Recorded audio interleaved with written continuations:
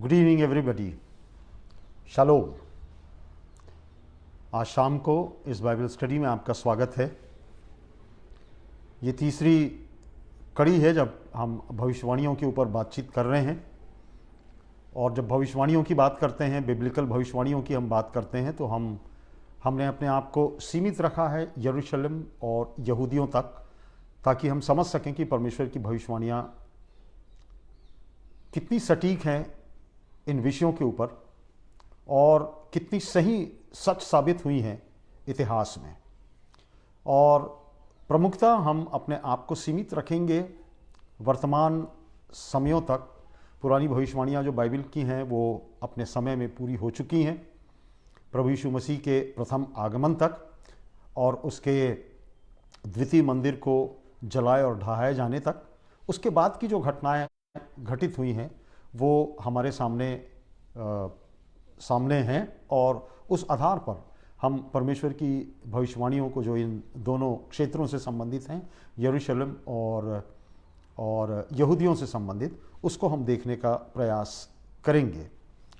मैं धन्यवाद देता हूं आप सबको। आप सब समय निकाल कर आते हैं। मैंने आपसे ये रिक्वेस्ट किया है कि अगर संभव हो सके, यदि आपके घर के आसपास लोग जिनके पास मोबाइल्स ना हो, जिनके पास सुविधा ना हो, जो हमारी कलीसिया के लोग हैं आपके घर के आसपास, अवश्य उनको आमंत्रित कर लीजिए।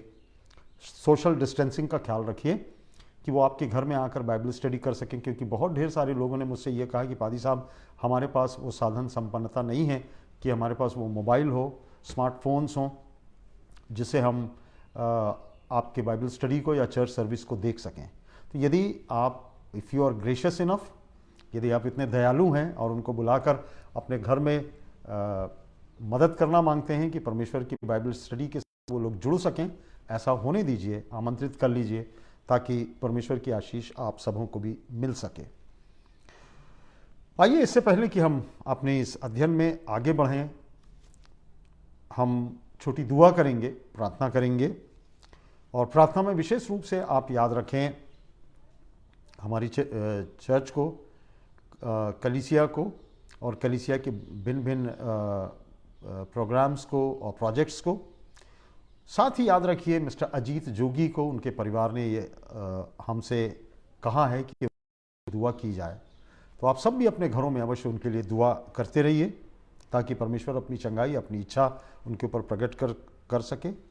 हम परमेश्वर पिता को धन्यवाद देते हैं हमारे उस एक अच्छे मित्र के लिए जो दुनिया में जाने माने प्रचारक थे, अपोलॉजिस्ट थे। दर्शन शास्त्र की शिक्षा उनने प्राप्त की थी और मसीही सुसमाचार का प्रचार वो संसार के कोने कोने में करते थे। और आप सब उनके नाम से वाकिफ़ हैं, रवि ज़करिया। उनकी मृत्यु 2 दिन पहले हो गई। परमेश्वर ने अपने पास उनको बुलाकर अनंत महिमा में विश्राम दिया। उनको कैंसर था, स्पाइनल कैंसर था, और परमेश्वर ने उनको अपने पास विश्राम दिया। उनके परिवार के लिए अवश्य दुआ करें और चर्च के लिए। आइए थोड़ा सा समय हम लोग प्रार्थना में व्यतीत करें। Let us pray. परमेश्वर, हम धन्यवाद देते हैं आज शाम के समय के लिए जो तूने हमको दिया कि प्रभु हम तेरे वचन में थोड़ी देर बैठ सकते हैं और तेरे वचन को सीख और समझ सकते हैं। हम धन्यवाद देते हैं इस उपाय के लिए जो तूने हम सबको दिया है कि प्रभु तेरा संदेश घर घर पहुंच सकता है। तेरे संदेश से लोग सीख और समझ सकते हैं और अपने विश्वास को बढ़ा सकते हैं। ये जो महामारी फैली है कोरोना वायरस के रूप में, हम उसको भी तेरे नियंत्रण में छोड़ना चाहते हैं। प्रभु जी, होने देना कि इस बीमारी के साथ हमें कैसे रहना और जीना है, प्रभु तेरी बुद्धि और ज्ञान से हम सीख सकें, और जो सावधानी हमको बरतनी है वो सावधानी हम सब बरतते रहें। हम प्रार्थना करते हैं आज शाम के समय में मिस्टर अजीत जोगी के लिए। प्रभु, हम चाहते हैं कि तेरी चंगाई उनको मिले। खुदा बाप, पिछले कई दिनों से वो कोमा में हैं और हम तुझसे दुआ यही मांगते हैं परमेश्वर पिता, तेरे लेखे और तेरी दृष्टि में संभव है तो अपनी चंगाई उनको देना, उनके परिवार को, उनके बेटे को, बहू को, उनकी पत्नी को, हम सबको तेरे हाथ में रखते हैं। तेरी सुरक्षा, तेरा उपाय और प्रभु तेरी इच्छा को जानने की तत्परता उनके जीवन में हो सके कि तेरी इच्छा को वो महसूस कर सकें। हम धन्यवाद देते हैं मिस्टर रवि ज़करिया के लिए उनकी बुद्धि और ज्ञान के लिए, रवि ज़करिया मिनिस्ट्री के लिए जो संसार के कोने कोने में संचालित की जाती रही है। प्रभु तूने उस सेवक को बहुतायत के साथ इस्तेमाल में लाया और ऐसा होने दिया कि तेरी इच्छा हुई, तूने अपने पास बुलाकर उनको अनंत महिमा में विश्राम दिया। हम उनकी पत्नी के लिए, उनकी बेटियों के लिए, परिवार के लिए, उनकी मिनिस्ट्री के लिए दुआ मांगते हैं। प्रभु होने देना। खुदा बाप, ये सेवकाई आगे भी इनके माध्यम से संचालित की जाती रहे ताकि संसार के कोने कोने में लोग प्रभु यीशु मसीह को इन अंत के समयों में जान सकें। आज की बाइबल स्टडी सेशन को हम तेरे हाथ में सौंपते हैं। प्रार्थना करते हैं प्रभु, हमको तू बुद्धि देना, ज्ञान देना कि तेरे वचन को हम सीख सकें, समझ सकें, उसकी गूढ़ता को समझ सकें, उसकी क्लिष्टताओं को समझ सकें, और तेरी पवित्र आत्मा की सामर्थ्य देना प्रभु, क्योंकि जब तक तेरी पवित्र आत्मा हमारी मदद ना करे, तेरे वचन को हम तरीके से सीख भी नहीं सकते हैं। प्रभु अनुग्रह देना, आशीष देना। समर्पण तेरे हाथ में करते हम इस छोटी विनती को अपने उद्धार करता प्रभु यीशु मसीह के धन्य और मीठे नाम से हम मांग लेते हैं, आमीन। बीते बुधवार को हमने जो स्टडी किया था उसको थोड़ा सा मैं रिव्यू करना मांगता हूं पॉइंट्स के माध्यम से कि हमने क्या क्या देखा था, ताकि आप रिफ्लेक्ट कर सकें, पीछे मुड़कर देख सकें और पीछे मुड़कर आप जान सकें कि आपने क्या क्या क्या पढ़ाई किया था।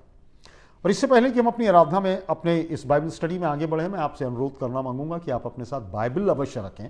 आपके साथ बाइबल होना बहुत आवश्यक है।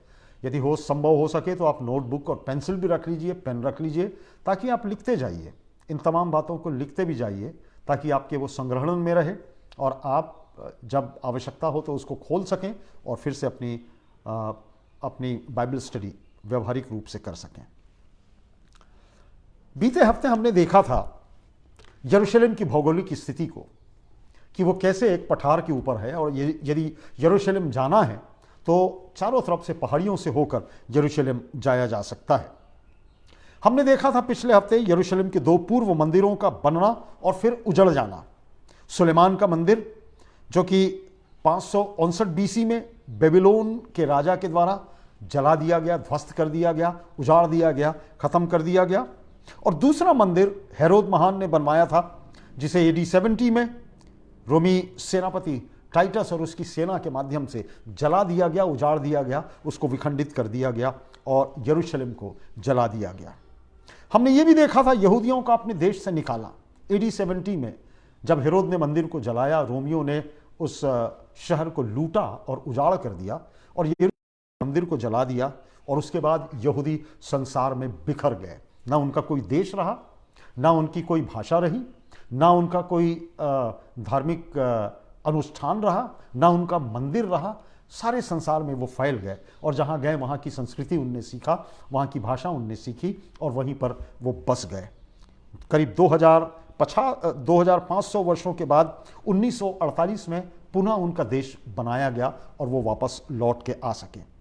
हमने ये भी देखा था कि पुराने मंदिर की, हेरोद के राजा, हेरोद जिसने जो मंदिर बनाया था AD 70 के पूर्व, उसकी एक दीवार, पुराने मंदिर की एक दीवार अभी भी वहाँ है, जहाँ यहूदी लोग आज भी अपने धर्म ग्रंथ, जिसको तोरा कहा जाता है, जो पुराने नियम की प्रथम 5 पुस्तकें हैं, उसको बैठकर वहाँ पर वो पढ़ते हैं और पुराने समयों को याद करते हैं और अपनी आराधना वहाँ पर वो करते हैं। हमने ये भी देखा था पिछले बाइबल स्टडी में कि यरूशलेम के पवित्र मंदिर के स्थान पर एक दूसरा धार्मिक स्थल है। मैंने आपको बताया था एक दूसरा धार्मिक स्थल है, और यही आने वाले समय में और आज भी लड़ाई का प्रमुख कारण है, जहां पुनः मंदिर बनाया जाना है, पुनः परमेश्वर का मंदिर वहां पर बनना है, और वो लड़ाइयों का कारण है। यरूशलेम का इतिहास और यरूशलेम और इजराइल का इतिहास में एक विशिष्ट स्थान रहा है परमेश्वर की योजना में। परमेश्वर की योजना में मैं आपके लिए पढ़ूंगा कि परमेश्वर ने कैसे इस बात को मुझसे और आपसे कहा है कि इजराइल का और यहूदियों का बिब्लिकल हिस्ट्री में एक विशेष स्थान रहेगा। यदि आप मेरे साथ खोल लें दूसरा इतिहास, उसका 6वां अध्याय, उसकी 5 और 6 आयत।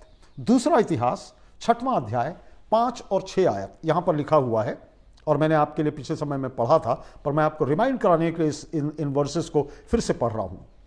जिस दिन से मैंने अपनी प्रजा को मिस्र देश से निकाल लाया, तब से मैंने न तो इज़राइल के किसी गोत्र का कोई नगर चुना जिसमें मेरे नाम के निवास के लिए भवन बनाया जाए, और न कोई मनुष्य चुना कि वह मेरी प्रजा इज़राइल का प्रधान हो, परंतु मैंने यरूशलेम को इसलिए चुना है कि मेरा नाम वहां हो, और दाऊद को चुन लिया है कि वह मेरी प्रजा इज़राइल पर प्रधान हो।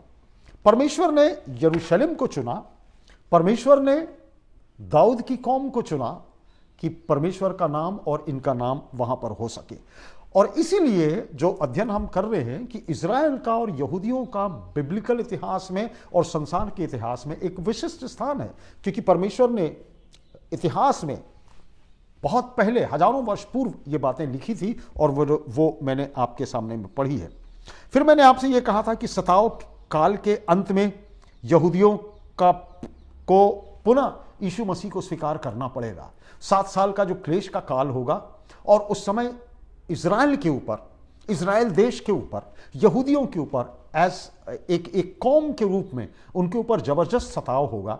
अनेक प्रकार के प्रोसिक्यूशन उनके ऊपर किए जाएंगे, और सारे संसार की जो राजनीतिक शक्तियां हैं वो अवश्य उनके विरुद्ध होंगी। और ऐसे समय में, इन्हीं समयों में इजरायलियों को और यहूदियों को ये समझ में आएगा कि जो मसीहा है वो आ चुका है और अब दोबारा आने वाला है।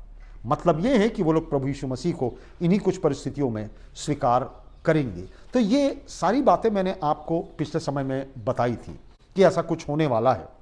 ऐसे समय में ही इज़राइल देश आत्मिक जागृति से गुजरेगा, स्पिरिचुअल रीबर्थ से गुजरेगा, और जैसी क्लेश काल समाप्त होगा ऐसा लगने लगेगा कि इज़राइल देश तबाह होने वाला है, और यीशु मसीह उसी समय में जैतून पर्वत के ऊपर प्रकट होगा जहां से वो उठाया गया था। तो ये चक्र जो है वो आने वाले समय में पूरा होगा। अब आज शाम के समय में बहुत लंबी स्टडीज नहीं है, परंतु कुछ ऐतिहासिक बातों को मैं आपको बताकर इस बात को आपसे कहना मांगता हूं कि इज़राइल का और यहूदियों का कितना महत्वपूर्ण स्थान है बिब्लिकल हिस्ट्री में और वर्ल्ड हिस्ट्री में, और विशेष रूप से यहूदियों का। क्योंकि बाइबल की भविष्यवाणियां जब हम पढ़ते हैं, बहुत आसान नहीं है बाइबल की भविष्यवाणियों को समझना, बहुत इजी नहीं है बाइबल की भविष्यवाणियों को इंटरप्रेट करना, उसकी व्याख्या करना, उसको समझना, जब तक आप पढ़ाई ना करें, जब तक आप उसकी स्टडी ना करें। तो कुछ थोड़ा सा मैं आपको इतिहास में, वर्तमान इतिहास के पूर्व में ले जाना मांगता हूं कि आप यरूशलेम और यहूदियों और उनके सताव के विषय में समझ सकें। कुछ चीज़ें मैंने निकाला है आपके लिए, और मैं आपके साथ आज शाम के समय में इन लोगों के लिए शेयर करना मांगता हूं।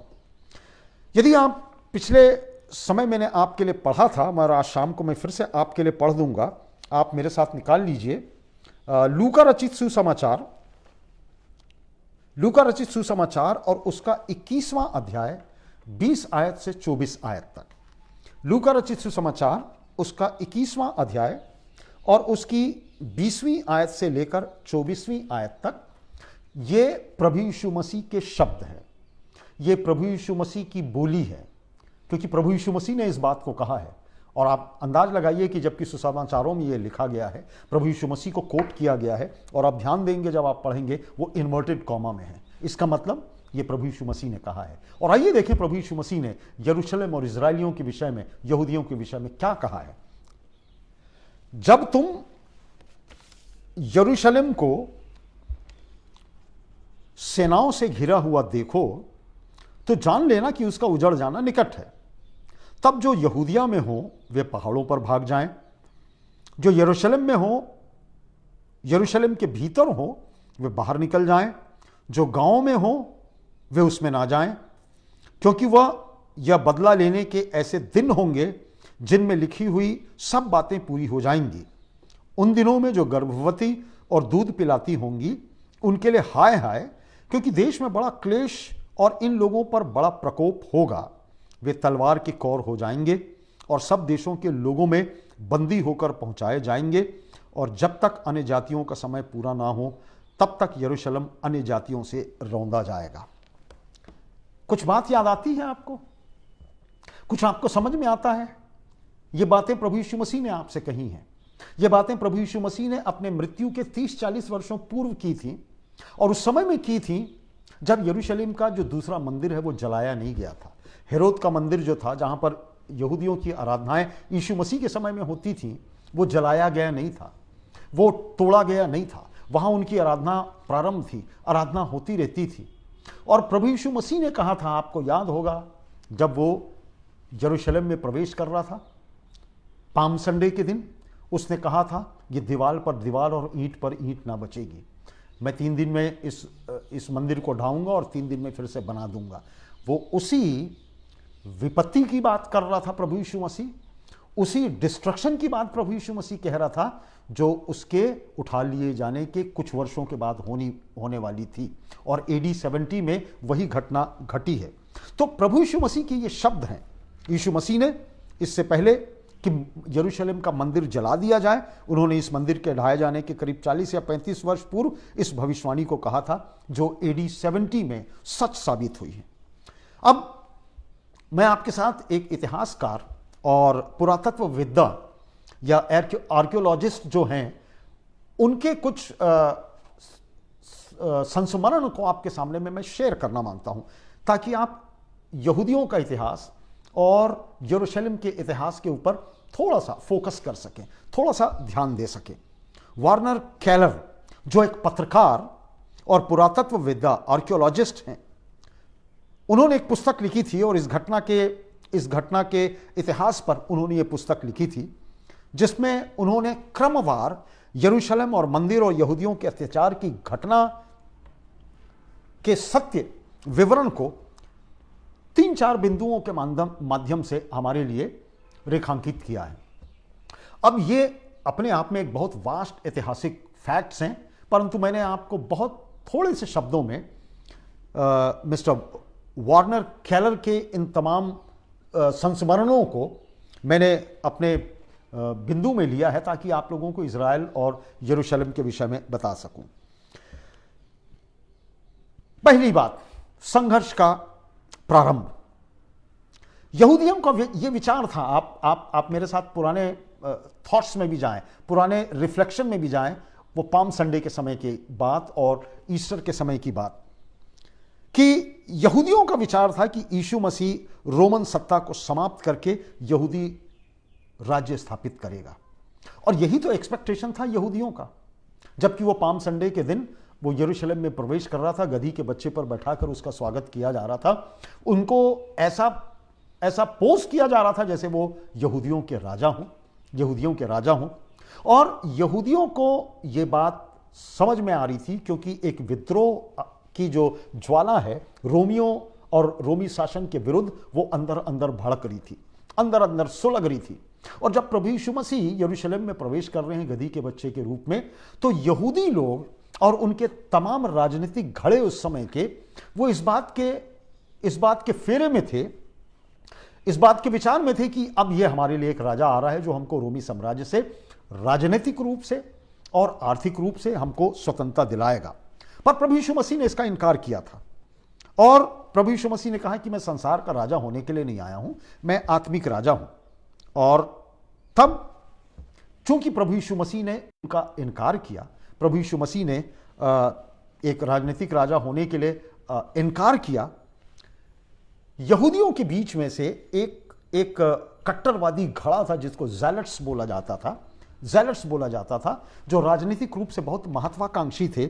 और इन यहूदियों ने, ज़ेलट्स लोगों ने अपनी एक पार्टी बनाई, और पार्टी बना के उसको यहूदियों के सामने में पेश किया। और ये ज़ेलट्स लोग जो हैं, ये यहूदी नई पार्टी जो कि हिंसात्मक पार्टी बनी रोमियों के अगेंस्ट में, रोमी शासन के अगेंस्ट में, वो ये चाहते थे कि किसी भी प्रकार से रोमी शासन को विद्रोह से खत्म कर दिया जाए।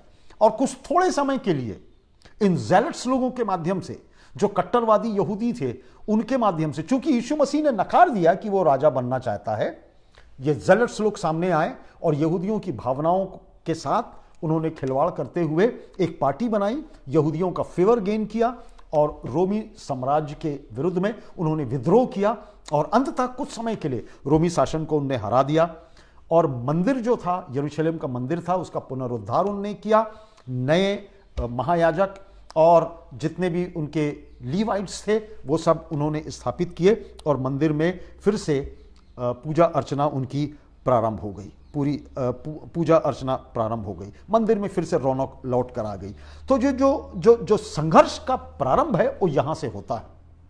यहूदी ज़ेलट्स लोगों ने विद्रोह किया रोमियों के अगेंस्ट में, रोमी शासन के अगेंस्ट में, और कुछ समय के लिए यरूशलेम का और इजराइल का शासन अपने हाथ में ले लिया। दूसरी बात वार्नर कैरर बताते हैं कि रोमी सम्राट, उस समय का जो रोमी सम्राट था वो नीरो था, जो में रोम में वो रहा करता था, और उसने ये प्रण किया कि आने वाले समय में वो किसी भी प्रकार से, क्योंकि उनकी हार हुई थी ज़ेलट्स लोगों के माध्यम से यरूशलेम में और इजराइल देश में, उन्होंने ये सोचा, नीरो ने ये सोचा कि हम किसी भी बाय हुक और बाय क्रुक इजराइल को और यरूशलेम को अपने पोजीशन में लेंगे, आक्रमण करके उसके ऊपर हम जीतेंगे। और तब नीरो ने, सम्राट जो रोमी सम्राट था नीरो, उसने अपने सेनापति टाइटस वेस्पेसियन को भेजा AD 67 में उसने अपने एक वफादार सैनिक को, सेनापति को, टाइटस वेस्पेसियन को यरूशलेम भेजा या इजराइल भेजा, ताकि वो आक्रमण करके इजराइल को और मंदिर को फिर से अपने कब्जे में ले सके। और बताया जाता है कि AD 67 में 67 अक्टूबर में यहूदा पर, इजराइल के उत्तर क्षेत्र से, जो यहूदा का क्षेत्र था, वहां से रोमी सेना ने आक्रमण किया और गलील पर कब्जा कर लिया और करीब 6000 यहूदियों को बंधक बना लिया, और यरूशलेम और आसपास के क्षेत्रों पर भी उनने शिकंजा कसना प्रारंभ किया। और अगले साल AD 69 में एक दुर्घटना हो गई। AD 69 में एक दुर्घटना हो गई। रोमी सम्राट जो नीरो था, जिसने टाइटस वेस्पासियन को यह अधिकार दिया था कि वो जाकर यरूशलेम और इजराइल को जीत ले, वो जीतते जीतते टाइटस वेस्पासियन यरूशलेम के नजदीक ही पहुंचा था, पूरा पहुंचा नहीं था, और आक्रमण करके उसको जीता नहीं पाया था। 69 AD में नीरो सम्राट ने फांसी लगाकर आत्महत्या कर ली, और अब रोमी साम्राज्य का जो राजा था, अब वो उसकी डेथ हो गई। कौन राजा बनेगा? और तब वेस्पासियन, टाइटस वेस्पासियन रोमी सम्राट बना, और उसने अपने पुत्र टाइटस को जो आक्रमण की जिम्मेदारी थी यरूशलेम और इजराइल के ऊपर, यहूदिया के ऊपर, उसकी जिम्मेदारी दी। तीसरी बात, अब ये सारी बातें संपन्न खत्म हो जाने के बाद तीसरी बात जो है वो यरूशलेम को घेर लिया जाना। अब टाइटस जो है अपने पिता के नक्शे कदमों पर चलते हुए AD 70 के शरद ऋतु में टाइटस और उसके करीब 80,000 रोमी सैनिक यरूशलेम को उन्होंने घेर लिया है। और अब यरूशलेम का गिरना और यरूशलेम का बच पाना असंभव है। यरूशलेम का गिर जाना संभव है, यरूशलेम का बच पाना असंभव है। करीब 80,000 सैनिकों के माध्यम से इस सैनिक ने, सेनापति ने, टाइटस ने 80,000 सैनिकों के साथ यरूशलेम के ऊपर आक्रमण कर दिया। यह समय था यहूदियों के फसह के पर्व का। फसह के पर्व को मनाने के लिए सारे यहूदी यरूशलेम में आए हुए थे, मंदिर में आए हुए थे। और आपको मालूम है कि उस समय में यरूशलेम चारों तरफ से दीवार से घिरा हुआ था, कई दरवाजे उसके थे, और वो चारों तरफ से दीवारों से घिरा हुआ था, और पूरे संसार से आए हुए यहूदी फसह का पर्व मनाने के लिए तैयार थे। जबकि 80,000 सेना, टाइटस की 80,000 सेना जो है वो यरूशलेम को घेरी हुई है। राशन आ नहीं सकता है, पानी की समस्या वहां पर हो गई है, वो लोग बाहर नहीं आ सकते थे, जो दीवार के अंदर है वो लोग बाहर नहीं आ सकते थे, और बाहर वाले अंदर नहीं जा सकते थे। परंतु उनकी चाक चौबंद चारों तरफ से, एक फोर्टिफाइड सिटी के चारों तरफ सेना खड़ी कर दी गई कि यहूदी लोग वहां से भाग नहीं सकते हैं। इतिहास बताता है, और विशेष रूप से जो यहूदी इतिहासकार है जोसिफस, उसने अपने संस्मरण में, अपनी लेखनी में लिखा है कि लोग करीब 3 महीने से चारों तरफ सेनाओं ने यरूशलेम को घेर लिया था, और यरूशलेम जलने के कगार पर था। भूख से हजारों लोग अंदर मारे जा रहे थे। 3 महीना हो गया था यरूशलेम घिरा हुआ है, खाने पीने की वस्तु खत्म हो चुकी है, महीनों लोग भूखे मर रहे हैं। और जोसिफस ने लिखा है 3 महीने की घेराबंदी में करीब करीब 1,50,000 लोग अंदर में मार डाले गए, अंदर में भूख से मर गए। यरूशलेम के अंदर में, शहरपनाह के अंदर में, मंदिर में, शहर के अंदर करीब 1,50,000 यहूदी मार डाले गए। वहां पर महामारी का एक अंदेशा था, क्योंकि लाशें हैं, चारों तरफ लाशें हैं यरूशलेम में, सब तरफ मृत्यु का तांडव है। स्त्रियां मर गई हैं, बच्चे भूखों मर चुके हैं, खाने को नहीं है, कोई राशन नहीं है, बाहर से राशन आ नहीं रहा है। इजरायलियों की स्थिति बड़ी विभत्स हो गई थी और लाशें दीवार से बाहर फेंक दी जा रही थी, क्योंकि महामारी का अंदेशा था और सड़ांध थी और बहुत समस्या थी। और लोग बताते हैं, ये जोसेफस जो इतिहासकार है वो बताते हैं, महामारी का आगाज था और करीब 10,000 यहूदियों का गला काटकर दीवार से फेंक दिया गया। लोगों ने अपने लोगों को मारा और बाहर फेंक दिया। दमिश्क में हजारों लोगों को ग्लैडिएटर्स के सामने, तलवारबाजों के सामने फेंक दिया गया। मैंने आपको बताया कि इजराइल के उत्तर से रोमी सेना ने आक्रमण किया था, दमिश्क होते हुए वो यरूशलेम पहुंचे हुए थे। और दमिश्क में भी बताते हैं कि हजारों यहूदियों को ग्लैडिएटर्स के सामने फेंक दिया गया था और तलवार से उनकी गर्दनें काट दी गई। अब ये तो हुई AD 70 की बात, जहां इतना भयानक कत्लेआम हुआ। और इतिहास बाद में हमको बताता है कि जब टाइटस यरूशलेम में प्रवेश किया, चारों तरफ लाशें थी और लोग लड़ने की स्थिति में नहीं थे। और जब यरूशलेम में रोमी सेना ने प्रवेश किया, रोमी सेना के माध्यम से पूरा शहर जला दिया गया, उजाड़ दिया गया। और बाइबल में जैसा प्रभु यीशु मसीह कहता है, ईंट पर ईंट नहीं बचेगी, दीवार को खुरच कर उसके जोड़ों से सोना और चांदी मंदिर से, यरूशलेम के मंदिर से निकाल लिया गया। और रोमी सैनिक ने मंदिर को लूट लिया और यरूशलेम विनाश हो गया। हजारों लोग तितर बितर हो गए, उनको अपना देश छोड़ के जाना पड़ा। अब कोई देश नहीं रहा। 2,000-2,500 वर्ष की ये बात है। ये बड़ी तकलीफ दे परिस्थिति थी यरूशलेम के लिए, बड़ी विभत्स परिस्थिति थी यरूशलेम के लिए। यहूदियों का कत्लेआम इतिहास में होता रहा है, यहूदियों का कत्लेआम इतिहास में होता रहा है। आपको मालूम है कि इजराइल देश के ऊपर, यरूशलेम और इजराइल देश के ऊपर कभी तुर्कों ने राज्य किया, कभी ऑटोमन संप्रदाय ने, ऑटोमन एम्पायर ने राज्य किया, रोमन्स लोगों ने राज्य किया, ब्रिटिश लोगों ने राज्य किया, और अब जाकर इतने हजारों वर्ष के बाद अब यहूदी लोग वहां पर शासन कर रहे हैं। तो मध्य युग में भी कुछ हुआ। ये तो AD 70 की बात हुई, जहां यरूशलेम का मंदिर जला दिया गया, यरूशलेम शहर उजाड़ दिया गया और इजरायली लोग और यहूदी लोग ना मालूम किन किन देशों में चले गए। कुछ यूरोप भाग गए, कुछ हमारे भारतवर्ष में भी आए, जो केरला में रहते थे और बॉम्बे और इस कोंकण एरिया में रहा करते थे पूरे भारतवर्ष में, और पूरे संसार में यहूदी लोग बस गए। मैंने आपको बताया कि ये यहूदी लोग अपनी भाषा भूल गए, अपनी संस्कृति भूल गए, अपनी आराधना की पद्धति भूल गए। उनके पास तोरा नहीं था, जो उनकी जो बाइबल है पढ़ने की। संसार के कोने कोने में जिस जगह में वो गए, जिस देश में वो गए, वहां की भाषा बोलने लगे, वहां की संस्कृति अडॉप्ट किया और उनको भुला दिया गया। पर चूंकि ये परमेश्वर के लोग हैं, चूंकि ये परमेश्वर की चुनी हुई जाति है, परमेश्वर का विरोध होने के बावजूद भी परमेश्वर उनके साथ है और आगे भी रहने वाला है, क्योंकि उन्हीं के माध्यम से परमेश्वर ने अपने उद्धार की योजना यीशु मसीह के माध्यम से प्रकट की है। और इसीलिए जैसा हमने पढ़ा है अभी इतिहास की पुस्तक में और नए नियम में, कि यरूशलेम और यहूदियों का एक विशिष्ट स्थान है, एक इंपॉर्टेंट प्लेस है, जिसके माध्यम से उद्धार की योजना परमेश्वर हमारे सामने में लाता है। अब यहूदियों का जो कत्लेआम हुआ AD 70 में, उसको तो हमने देखा है। मध्य युग में 1096 में क्रूसेडर्स ने यरूशलेम पर आक्रमण किया। ये क्रूसेडर्स कौन थे? वो आसपास के क्षेत्र के वो क्रिश्चियन लोग थे जो यीशु मसीह को जानते थे, परंतु ये बड़े कट्टरवादी लोग थे और ये यहूदियों के डेडली अगेंस्ट हुआ करते थे। इन्होंने अपनी सेना बनाई, इन मसीहियों ने, और 1096 में क्रूसेडर्स ने यरूशलेम पर आक्रमण किया।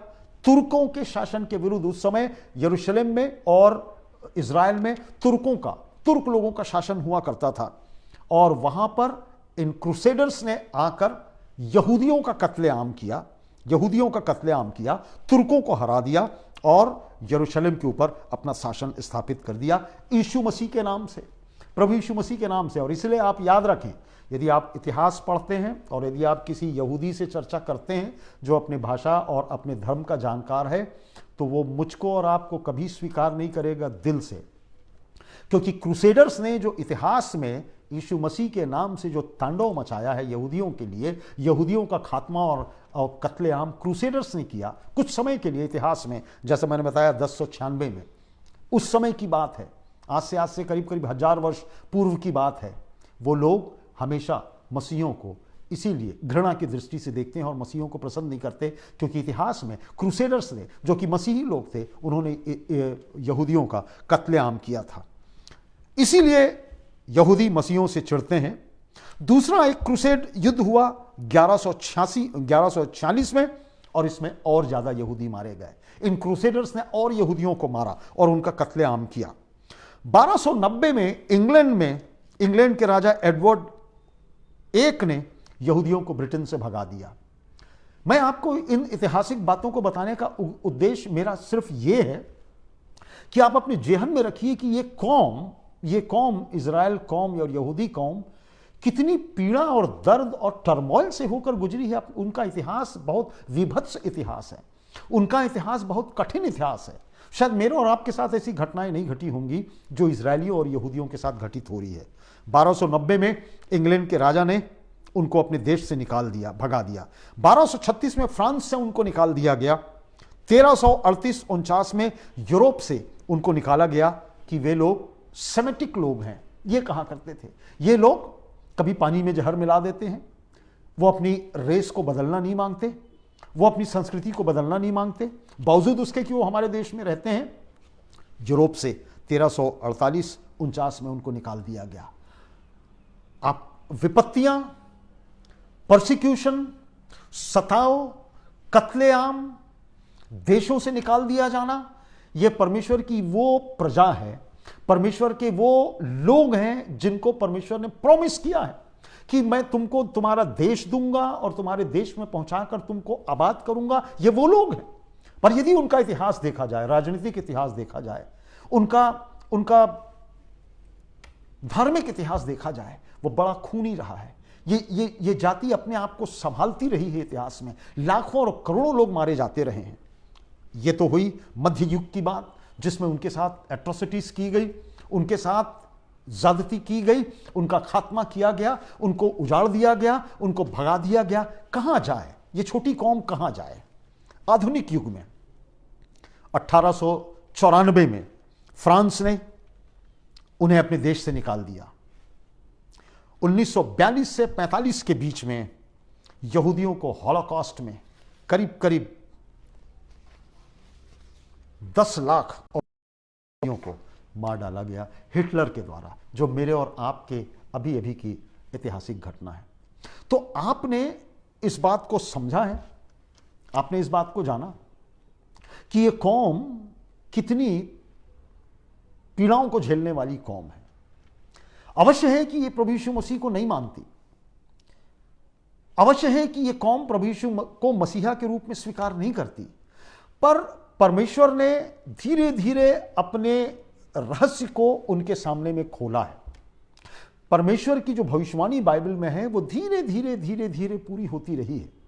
और मैं और आप एक्सपेक्ट ना करें, कभी मैं और आप ये एक्सपेक्ट ना करें कि जो भविष्यवाणी है वो हमारे समय में तड़ पूरी हो जाएगी। इट इज नॉट पॉसिबल, ये संभव नहीं है। परमेश्वर का अपना एक अलग समय है, परमेश्वर की अपनी एक योजना है, उसका एक काल है, उसका एक पीरियड है, और हमको नहीं मालूम।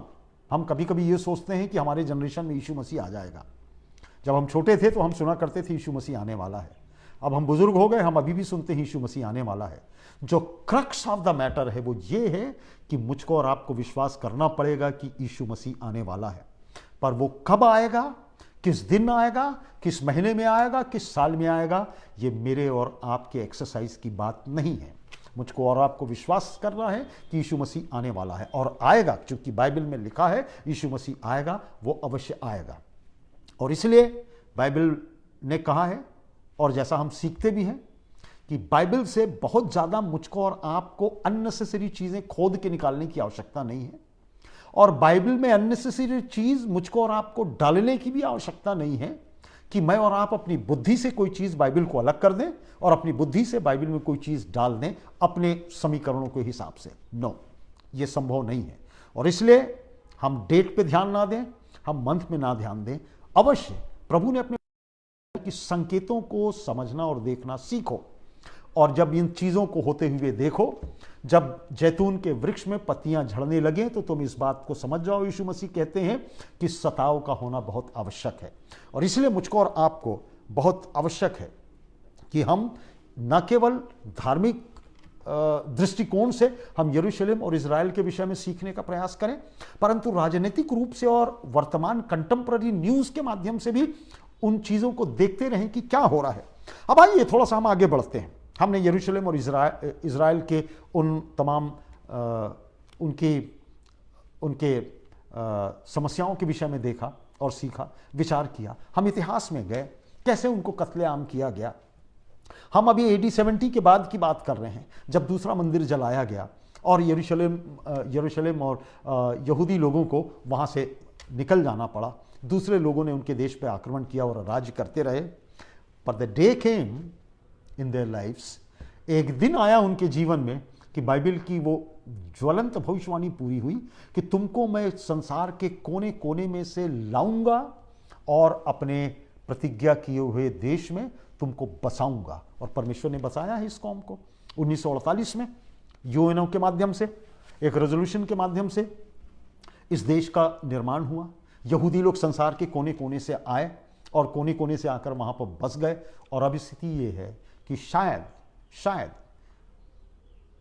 सेनाओं के और शक्तियों के माध्यम से शायद उनको कोई हटा नहीं सकता, शायद उनको वहां से कोई निकाल नहीं सकता। पर यदि परमेश्वर की योजना है कि वो एक बार फिर से डिस्ट्रक्शन में आएंगे, वो सताव के काल से गुजरते हुए उनको फिर से डिसबर्स होना पड़ेगा, अपने देश से भटकना पड़ेगा, संभव है, क्योंकि परमेश्वर सॉवरिन परमेश्वर है। और ऐसे समय में जबकि सताव का काल आएगा, जैसे मैंने आपको बताया था, ऐसे समय ही आत्मिक जागृति से होकर इजराइल गुजरेगा और उसका रीबर्थ होगा और इजरायली लोग और यहूदी लोग प्रभु यीशु मसीह को जान पाएंगे और ये क्लेश काल होगा। और तब ऐसा लगने लगेगा कि इजराइल का देश तबाह होने वाला है और ठीक उसी समय यीशु मसीह जैतून के पर्वत पर प्रकट होगा जहां से वह उठाया गया था। अब आज मेरे साथ आप अपने अध्ययन में निकालिए जकरिया और उसका 14वां अध्याय। जकरिया नबी की पुस्तक और उसका 14वां अध्याय। और मैं आपसे चाहूंगा कि आप उसको खोल कर रखें, आप लिख लें। यदि आपके पास बाइबल नहीं, पर आपको बाइबल लाना, जब बाइबल स्टडी की हम बात बोलते हैं तो आपके पास बाइबल होना बहुत आवश्यक है। मैं आपके सामने मैं पढ़ूंगा जकरिया उसका 14 अध्याय और उसकी पहली आयत से लेकर 8वीं आयत तक।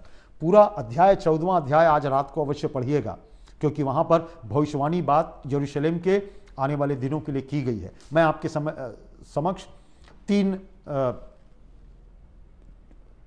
14 अध्याय और उसका पहला से 8 पद आपके लिए पढ़ता हूं, ध्यान से सुनिए। सुनो, यहोवा का एक ऐसा दिन आने वाला है जिसमें तेरा धन लूट कर तेरे बीच में बांट दिया जाएगा, क्योंकि मैं सब जातियों को यरूशलेम से लड़ने के लिए इकट्ठा करूंगा। वह नगर ले लिया जाएगा और घर लूटे जाएंगे और स्त्रियां भ्रष्ट हो जाएंगी। नगर के आधे लोग बंधुआई में जाएंगे, परंतु प्रजा के शेष लोग नगर में ही रहने पाएंगे। तब यहोवा निकलकर उन जातियों से ऐसा लड़ेगा जैसा संग्राम के दिनों में वह उनसे लड़ा था। उस दिन वह जैतून के पर्वत पर पांव रखेगा जो पूर्व की ओर यरूशलेम के सामने है। तब जैतून का पर्वत पूर्व से लेकर पश्चिम तक बीचों बीच से फटकर बहुत बड़ा खड्ड हो जाएगा।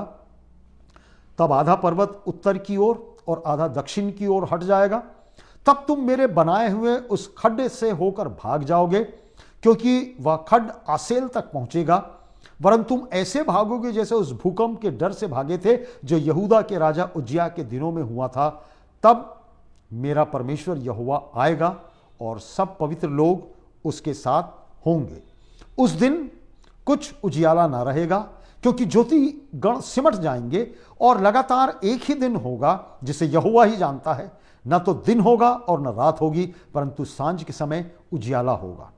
उस दिन यरूशलेम से बहता हुआ जल फूट निकलेगा और उसकी एक शाखा पूरब के ताल और दूसरी पश्चिम के समुद्र की ओर बहेगी, और धूप के दिनों में और जाड़े के दिनों में भी बराबर बहती रहेगी। ये उस अंत के दिनों की भविष्यवाणी है जो यरूशलेम के विरुद्ध में होने वाली है। संसार की सारी कौम और सारी जाति एक साथ आ जाएंगी ताकि यरूशलेम और यहूदियों को और इज़राइल देश को प्रताड़ित किया जा सके। मेरे साथ आप निकालिए जकरिया, उसी जकरिया नबी की पुस्तक और उसका 12वां अध्याय और उसकी 2 और 3 आयत। जकरिया 12, 2 और 3। मेहरबानी से सुनिए, मैं आपके लिए पढ़ रहा हूं। देखो, मैं यरूशलेम को चारों ओर की सब जातियों के लिए लड़खड़ा देने के मद का कटोरा ठहरा दूंगा, और जब यरूशलेम घेर लिया जाएगा तब यहूदा की दशा भी ऐसी ही होगी। उस समय पृथ्वी की सारी जातियां यरूशलेम के विरुद्ध इकट्ठी होंगी। तब मैं उनको इतना भारी पत्थर बनाऊंगा कि जो उसको उठाएंगे वे बहुत घायल होंगे। परमेश्वर की भविष्यवाणी बहुत ज्वलंत है। परमेश्वर की भविष्यवाणी बहुत ज्वलंत है, और आपसे मैं यही अनुरोध करता हूं कि आप पेपर अवश्य पढ़ा करिए, न्यूज़ अवश्य देखा करिए, और विशेष रूप से जो यरूशलेम और यरूशलेम के आसपास जो राजनीतिक स्थिति बनती है, जो पॉलिटिकल सिनेरियो बनता है, उसको अवश्य ध्यान दीजिए। और तब आप यदि इन परिस्थितियों को देखेंगे, आपको समझ में आएगा ये सब बाइबल की भविष्यवाणियां वो क्या कही जा रही हैं, वो आपको मुझको समझ में आएगी। तो उपरोक्त जो जितनी घटनाएं जो मैं आपके सामने में पढ़ रहा हूं, वो क्लेश काल में बनाए जाने वाले यरूशलेम के मंदिर के निर्माण के आसपास होगी। अब मैं आपको बता दूं, जैसा मैंने आपसे कहा था, एक सबसे अंतिम भविष्यवाणी जो की जाने वाली है, इसमें इन भविष्यवाणियों में तो हम देख रहे हैं कि लोग यरूशलेम के अगेंस्ट होंगे, लोग यहूदियों के अगेंस्ट होंगे, लोग इज़राइल के अगेंस्ट होंगे, सेनाएं और राजनीतिक जो पावर्स हैं वो सब इज़राइल के अगेंस्ट होंगे। परंतु ये बातें तो हमको आपको संकेत हैं कि अंत का दिन है, परंतु सबसे बड़ा जो संकेत मुझको और आपको मिलने वाला है वो है मंदिर, यरूशलेम का मंदिर। जैसे मैंने आपको बताया था, यरूशलेम का मंदिर बाबुल के समय में उजाड़ दिया गया था, यरूशलेम के लोगों को बंधुआई में ले जाया गया था, और उसके बाद AD 70 में यरूशलेम का मंदिर जला दिया गया, और उसके बाद इजरायली कौम संसार में फैल गई। उनका ना कोई देश था, परमेश्वर ने उनको लाया है। और अब जो अंतिम भविष्यवाणी जो यीशु मसीह के आगमन का अंतिम साइन होगा, वो ये होगा कि जिस जगह पर मंदिर बना है, जिस जगह पर सुलेमान का मंदिर बना था, जिस जगह पर वो वेलिंग वॉल है, वो उस मंदिर की एक दीवार जो सुलेमान के मंदिर की दीवार का एक भाग है, केवल वही दीवार बची है। वहां जाकर इजरायली लोग और यहूदी लोग अभी भी अपनी तोरा पढ़ते हैं। परमेश्वर का वचन भविष्यवाणियों के माध्यम से कहता है, उस जगह पर जहां पर सुलेमान का मंदिर था, वहां पर तीसरा मंदिर बनेगा। तो आने वाले समय के लिए events centered around the tribulation temple, कि आने वाला जो सताव का काल होगा, उसका केंद्र बिंदु क्या होगा? उसका केंद्र बिंदु जेरूशलेम होगा, उसका केंद्र बिंदु इज़राइल होगा, और सेंट्रल फोकल पॉइंट जो होने वाला है वो ये मंदिर की जगह जहां पर अभी एक धार्मिक स्थल है। जब इज़राइल के तीसरे मंदिर के बनने की बात होती है, तो उपरोक्त सभी घटनाओं को लेख में लिए जाना और उसको ध्यान में रखना बहुत आवश्यक होता है, और इसके निर्माण से संबंधित अनेक कठिनाइयों को भी मुझको और आपको ध्यान में रखना आवश्यक होता है। मंदिर निर्माण के स्थल के विषय यह सत्य भी है। संसार की अपनी एक डिप्लोमेसी है, फॉरेन पॉलिसी है, उसको भी ध्यान रखना बहुत आवश्यक होता है। वर्तमान में मंदिर निर्माण की जगह पर, जिसको डोम ऑफ द रॉक कहते हैं, एक विशेष धार्मिक संप्रदाय का वहां पर एक धार्मिक स्थल है, जो कि संसार में दूसरे नंबर का वो मानते हैं, जिस कौम में संसार में करोड़ों लोग पाए जाते हैं। यह उनका दूसरा सबसे पवित्र स्थान है। और आप अंदाज लगाइए कि आने वाले समय में बाइबल की भविष्यवाणी पूरी होने वाली है यरूशलेम से और इस मंदिर के निर्माण के स्थल से, ये बगैर धर्म युद्ध के कैसे संभव होगा? एक धार्मिक स्थल जहां पर सुलेमान का मंदिर बना था, वहां पर किसी दूसरे धर्म संप्रदाय का एक धार्मिक स्थल है जिसको दूसरे नंबर का पवित्रतम स्थल माना जाता है उस संप्रदाय के द्वारा। उस स्थल को, उस धार्मिक स्थल को तोड़कर उसके स्थान पर यहूदियों का तीसरा मंदिर बने, क्या आसान लगता है आपको? क्या आज की राजनीतिक परिस्थितियों और समीकरणों को ध्यान में रखते हुए आपको ऐसा लगता है कि बहुत आसान होने वाला है कि यहूदी लोग वहां पर अपना तीसरा मंदिर बना लेंगे? बगैर धर्म युद्ध की ये कैसे बनेगा? Without holy war how it is possible to make a new temple? उस जगह पर जहां पर एक धर्मावलंबियों का एक धार्मिक स्थल ऑलरेडी बना हुआ है। परंतु बाइबल इस विषय में विस्तृत रूप से मुझको और आपको कुछ नहीं बोलती है, कोई खास नहीं बोलती है, परंतु इतना संकेत हमको जरूर देती है कि मंदिर बनेगा और अवश्य बनेगा और उसी जगह बनेगा। कैसे बनेगा, बाइबल इसका संकेत और क्लू मुझको और आपको नहीं देती है, और इसलिए मुझको और आपको समझ में आना चाहिए, मुझको और आपको जानना चाहिए कि जब बाइबल की सारी भविष्यवाणियां पूरी हो गई हैं, हम AD 70 के बाद की बात देख रहे हैं, पहले की बात तो पूरी हो चुकी है कि कैसे परमेश्वर ने इजरायलियों को फिर से लाया बाबुल की बंधुआई से, कैसे नहम्याह और एजरा ने मिलकर यरूशलेम के जो टूटे हुए शहरपनाह और मंदिर की उन्होंने पुनर्स्थापना की, कैसे AD 70 में के पूर्व आकर हेरोद राजा ने उस मंदिर का निर्माण कराया इजरायलियों को और यहूदियों को खुश करने के लिए, उनका फेवर गेन करने के लिए, और कैसे टाइटस सेनापति के माध्यम से, रोमी सेनापति के माध्यम से वो मंदिर जला दिया गया। पर परमेश्वर का वचन कह रहा है आने वाले समय में, इन्हीं कुछ समयों में, जबकि ट्रिब्यूलेशन का समय होगा, जबकि सताव का काल होगा, ये सारी बातें होंगी। और जब इन बातों को होते हुए देखो, जब जैतून के वृक्ष में पत्तों को जलते हुए देखो, तुम समझ जाओ कि यीशु मसीह का आगमन निकट है।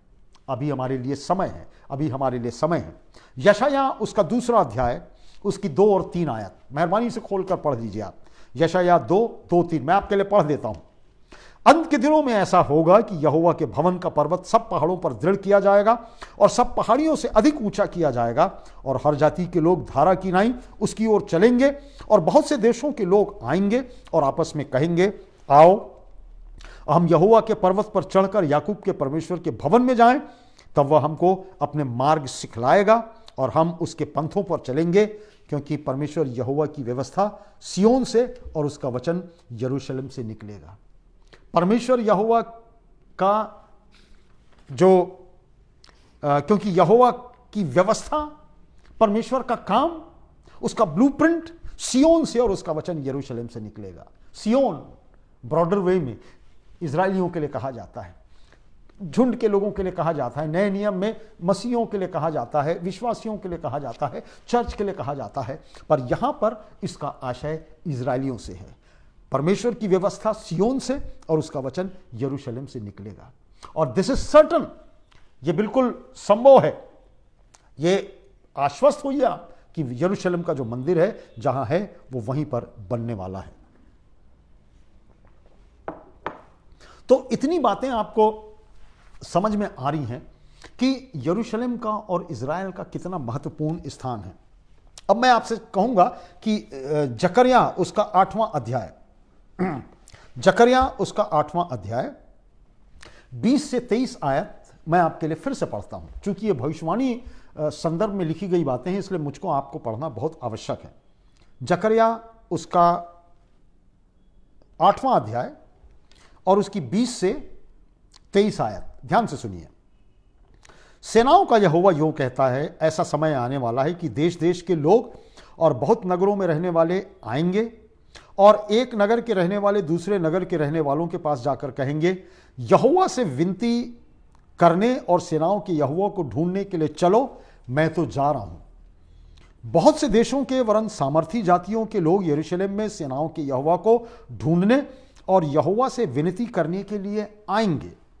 सेनाओं का यहोवा यूं कहता है, उन दिनों में भांति भांति की भाषा बोलने वाली सब जातियों में से 10 मनुष्य एक यहूदी पुरुष के वस्त्र की छोर को यह कहकर पकड़ लेंगे कि हम तुम्हारे संग चलेंगे, क्योंकि हमने सुना है कि परमेश्वर तुम्हारे साथ है। See these are the days going to come, ये दिन आने वाले हैं। और ये सारे पद मुझको और आपको संकेत देते हैं मंदिर के निर्माण की प्रक्रिया के लिए, मंदिर के निर्माण की प्रक्रिया के लिए। हग्गे नबी बहुत सुंदर बात लिखता है दूसरे अध्याय में, हग्गे 2 और उसके 9 पद में, हग्गे 2 और 9, इस भवन की पिछली महिमा इसकी पहली महिमा से बड़ी होगी, सेनाओं के यहोवा का यह वचन है, और इस स्थान में मैं शांति दूंगा, सेनाओं के यहोवा की यही वाणी है। परमेश्वर का वचन कह रहा है कि यरूशलेम में निर्मित होने वाला यह मंदिर बावजूद उथल पुथल के, बावजूद धर्म युद्ध के, बावजूद राजनीतिक लड़ाइयों के, बावजूद अनेक अनेक खूनी और खंजर लड़ाइयों के, परमेश्वर का वचन और भविष्यवक्ता हग्गे 2 और 9 में कह रहा है, इस भवन की पिछली महिमा इसकी पहली महिमा से बड़ी होगी, सेनाओं के यहोवा का यह वचन है, और इस स्थान में मैं शांति दूंगा, और सेनाओं के यहोवा की यही वाणी है। द पीस, शांति यहां से प्रस्फुटित होगा। सारे संसार के देश और मैं और आप इजराइल पर नजर रखते हैं। यह सामरिक रूप से बहुत महत्वपूर्ण क्षेत्र है। इस देश में यदि आप यदि इजराइल के विषय में पढ़ें तो आपको मालूम होगा, यहां खनिज है, यहां तेल है, प्रचुर मात्रा में पाया जाता है। यह भूमध्य सागर के किनारे पर स्थित यह देश है, यूरोप और एशिया को जोड़ता है। उसके उत्तर पश्चिम में यूरोप है, उसके पूर्व में मध्य पूर्व है, सऊदी अरेबिया है, और उसके दक्षिण में मिस्र और अफ्रीका है। तो 3 महाद्वीपों को जोड़ने वाला यह छोटा सा देश सामरिक दृष्टि से बहुत महत्वपूर्ण है, बहुत महत्वपूर्ण है। और वचन कहता है अंत के समय में जब मंदिर निर्माण की प्रक्रिया लोगों के दिमाग में होगी, तब संसार के देश इजराइल के विरोधी हो चुके होंगे। और आज परिस्थिति आप देख रहे हैं, आपको मालूम है हमास जो कि पैलेस्टीनियंस का एक राजनीतिक पार्टी है और आतंकवादी संस्था भी है, वो जहां कहीं भी गड़बड़ी करता है इजराइल उसको मारता है। इजराइल उनके क्षेत्र में जाकर उनको मारता है। चाहे सीरिया ने गड़बड़ किया हो, आप यदि इतिहास इजराइल का पढ़ें तो आपको समझ में आएगा, इराक में जाकर उन्होंने उनके न्यूक्लियर प्लांट को उड़ा दिया। सीरिया में जो न्यूक्लियर प्लांट बना रहे थे, परमाणु संयंत्र बना रहे थे, उसको उन्होंने उड़ा दिया। आपको मालूम है रेड एट एंटबे यदि आप पढ़ेंगे 1975 के आसपास, जब इजरायली एरोप्लेन को जो कि फ्रांस से तेल अवीव की यात्रा पर था, किस तरीके से पैलेस्टीनियन आतंकवादियों ने आक्रमण करके उसको युगांडा ले गए थे, कंपाला एयरपोर्ट पर ले गए थे, और किस डेयरिंग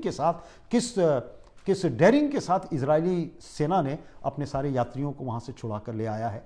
तो आपको इस बात को मानना पड़ेगा, इस बात को सीखना पड़ेगा कि ये बहुत डेयरिंग जाति है, ये बहुत निडर जाति है, जो कोई भी काम बड़े तत्परता के साथ और बड़े डेयरिंग के साथ करती है। और इसलिए संसार उनके धीरे धीरे विरोध में हो रहा है। आप इस बात को जानने पाएंगे कि चूंकि अमेरिका और पश्चिम देश अभी भी उसका सपोर्ट करते हैं, पर एक समय आएगा इजराइल के कारण सारे लोग उसको छोड़ देंगे, और तब सारी कौम उसके अगेंस्ट में आक्रमण करेगी और उसको समाप्त करने का प्रयास करेगी। तो इजराइल के लोग विरोधी हो चुके होंगे, सब लोग इजराइल के विरोध में चले जाएंगे उस अंत के समय में। पर यीशु मसीह का जो दूसरा आगमन होगा वही इजराइल को बचा पाएगा, वही इजराइल को बचा पाएगा। और ऐसे समय में बताया जाता है, भविष्यवाणी, बाइबल की भविष्यवाणी बताती है कि जो एंटी क्राइस्ट है वो अपने शासन को चलाता रहेगा, और ऐसे समय में एक सिंगल गवर्नमेंट होगी जो ख्रिस्ट विरोधी के द्वारा संचालित होती रहेगी, एंटी क्राइस्ट के द्वारा संचालित होती रहेगी। उसके अनेक नाम हो सकते हैं, बाइबल में उस एंटी क्राइस्ट के अनेक नाम दिए गए हैं। यदि आप डैनियल नबी की पुस्तक 9वां अध्याय और 26 आयत पढ़ें तो आप पता चलेगा इस एंटी क्राइस्ट को कहा गया है आने वाला प्रधान, द प्रिंस दैट शैल कम। ये प्रिंस के रूप में उसको डैनियल नबी की पुस्तक में बताया गया है। दूसरा थिस्सलुनीको उसका 2 अध्याय और 3 आयत में लिखा हुआ है कि पाप का पुरुष, अ मैन ऑफ सिन, पाप का पुरुष, उस समय में वो शासन करता रहेगा, उसका शासन होगा, इजरायलियों को वो सताव और तकलीफ से होकर गुजरना पड़ेगा। प्रकाशित वाक्य 12, 13 और 2 में लिखा है जो पशु मैंने देखा, द बीस्ट। तो ये एंटी क्राइस्ट को कई संज्ञाएं दी गई हैं, कई उपमाएं दी गई हैं। प्रिंस कहा गया है उसको बीस्ट कहा गया है, उसको पाप का पुरुष कहा गया है, और यही ख्रिस्ट विरोधी क्लेश काल के अंतिम चरण में संसार पर राज्य करेगा, और उसका चिन्ह हर एक इंडिविजुअल के माथे पर होना आवश्यक होगा। एक सिंगल गवर्नमेंट होगी, एक सिंगल करेंसी होगी, ना मालूम हर एक के माथे पर वो किस तरीके से आइडेंटिफिकेशन होगा, मुझको नहीं मालूम। हो सकता है माइक्रोचिप आइडेंटिफिकेशन होगा जो आजकल चल रहा है, मुझको और आपको नहीं मालूम। संसार उसी रास्ते पर आगे बढ़ रहा है कि हम कैसे लोगों को जाने और कैसे लोगों को पहचाने, और यही कुछ बात अंत के दिनों में होने वाली है, इजराइल के लिए होने वाली है, मेरे और आपके लिए संकेत है। प्रकाशित वाक्य निकालें आप 13 अध्याय, प्रकाशित वाक्य और उसका 13वां अध्याय और 16 और 17 आयत। प्रकाशित वाक्य 13 और 16 और 17 मैं आपके लिए पढ़ता हूं। उसने छोटे बड़े धनी कंगाल स्वतंत्र दास सबके दाहिने हाथ या उनके माथे पर एक छाप करा दी। किसने करा दी? इस एंटी क्राइस्ट ने, कि उनको छोड़ जिस पर छाप अर्थात उस पशु का नाम या उसके नाम का अंक हो, अन्य कोई लेन देन ना कर सके। एक करेंसी होगी, एक चिन्ह होगा आपके माथे पर, ना मालूम कैसा होगा, माइक्रोचिप लगाया जाएगा कि कैसा होगा, मुझको आपको नहीं मालूम, पर बाइबल हमको बताती है। और साइंटिफिक वे में क्या होने वाला है मैं और आप नहीं जान रहे हैं, पर अवश्य है कि एंटी क्राइस्ट सफल होगा। एक धर्म और एक सरकार देने के साथ साथ एक करेंसी होगी, और क्लेश काल की समाप्ति पर वह यीशु के द्वारा हराया जाएगा, प्रभु यीशु मसीह के द्वारा हराया जाएगा, और मंदिर और यरूशलेम संसार के छुटकारे का पुनः केंद्र बिंदु होंगे। और यही कुछ समय होगा भाइयों बहनों, यही कुछ समय होगा जब इजरायली लोगों को समझ में आएगा कि हमारा विश्वास अभी तक गड़बड़ था, वो मसीहा, वो मसाया जो आने वाला था वो और कोई नहीं, ये प्रभु यीशु मसीह है, ये प्रभु यीशु मसीह है। प्रकाशित वाक्य 19 और उसका 20वां पद, प्रकाशित वाक्य 19 और उसका 20वां पद आपके लिए मैं पढ़ देता हूं। वहां पर लिखा हुआ है, प्रकाशित वाक्य 19 और 20, वह पशु और उसके साथ वह झूठा भविष्यवक्ता पकड़ा गया जिसने उसके सामने ऐसे चिन्ह दिखाए थे जिसके द्वारा उसने उनको भरमाया, जिन पर पशु की छाप थी और जो उसकी मूर्ति की पूजा करते थे। ये दोनों जीते जी उस आग की झील में जो गंधक से जलती है डाल डाले जाएंगे। इनका प्रभाव होगा, इनका इन्फ्लुएंस होगा, सामर्थ संसार में इनकी होगी, पर प्रभु का वचन कह रहा है प्रकाशित वाक्य में कि आने वाले समय में जब प्रभु यीशु मसीह आएगा, ये आग की झील में डाल दिए जाएंगे, और तब संसार इजरायलियों के साथ, संसार यरूशलेम के साथ, उस शांति के साथ जो प्रभु यीशु मसीह प्रिवेल करेगा, लाएगा, संसार उस तरीके से जिएगा। तब यीशु मसीह सामर्थ के साथ संसार पर राज करने आएगा। आखिरी पद पढ़कर मैं अपने आज के इस बाइबल स्टडी को समाप्त करूंगा। फिलिपियों 2:10 और 11।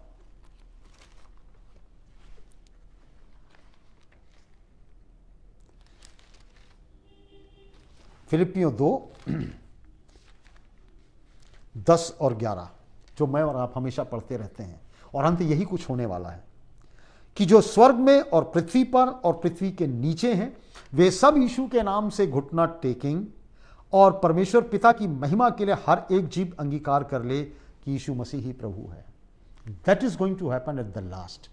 जब सारा पटाक्षेप हो जाएगा, इजराइल का विनाश होते होते बच जाएगा, इजराइल का खात्मा और समापन होते हुए तो बच जाएगा यीशु मसीह के माध्यम से। तब ये वचन जो लिखा है कि स्वर्ग और पृथ्वी के जो नीचे हैं वे सब यीशु के नाम से घुटना टेकेंगे, और परमेश्वर पिता की महिमा के लिए हर एक जीव अंगीकार करेगी कि प्रभु यीशु मसीह ही प्रभु है, यीशु मसीह ही प्रभु है। ही इज ओनली मसाया, वही एक मसाया है।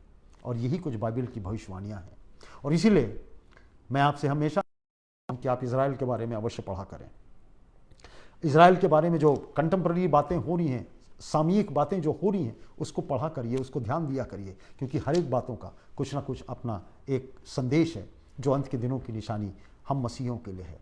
तो इजराइल का ये इतिहास है, जेरूशलेम का ये इतिहास है, मंदिर बनने का ये इतिहास है, यीशु मसीह के आने के पूर्व का ये संकेत है, और ये मुझको और आपको समझना। और इसलिए मैं आपसे अनुरोध करूंगा कि आप बाइबल पढ़ा करिए, संदेशों को समझा करिए। किसी ने मुझे अच्छी सलाह दी है कि यदि कोई बात आपको पूछनी होती है, आप लिख के या डाल दीजिए, आप मैसेज में डाल दीजिए। कोई चीज़ आज शायद नहीं समझ पाते हो, कोई चीज़ आपको समझ में नहीं आ पाती हो, बाइबल की भविष्यवाणियों को समझना बहुत कठिन है। बाइबल की आने वाले दिनों की घटनाओं को समझना बहुत मुश्किल है, पर आप अगर पढ़ते रहेंगे पवित्र आत्मा की अगुवाई में, परमेश्वर की अगुवाई में, वो बातें समझ में आएगी। और अगर आपको अच्छे टीचर्स मिलते हैं जो आपको समझाने वाले हैं, आप उनसे समझिए और सीखिए, और अंत के दिनों के लिए आप तैयार होइए। कहीं ऐसा ना हो कि मैं और आप छोड़ दिए जाएं। बाइबल कह रही है अंत के दिनों में हर एक कौम, हर एक जाति, हर एक संप्रदाय यीशु मसीह के सामने में घुटना टेकेगा और इसको स्वीकार करना पड़ेगा कि वही प्रभु है, वही मसीहा है, वही उद्धार करता है, वही पापों से क्षमा देने वाला है, और वही मेरे और आपके जीवन का उद्धार करता है। आज शाम की बाइबल स्टडी हम यही समाप्त करते हैं इन शब्दों के साथ। अगले फिर से किसी दूसरे विषय के साथ मैं आपको सूचित करूंगा, हम फिर से इकट्ठे होंगे। टिल द टाइम आपसे अनुरोध है कि आप लोगों को बुला के रखिए, पढ़ाई किया कीजिए, और आप परमेश्वर के वचन को सीखने के लिए उत्कंठा जगाइए अपने अंदर कि आप उस बात को समझ सकें, सीख सकें और विश्वास में मजबूत हो सकें। Thank you very much once again. शालोम। अगले हफ्ते बुधवार को आपसे फिर से मुलाकात होगी। Till the time, bye bye.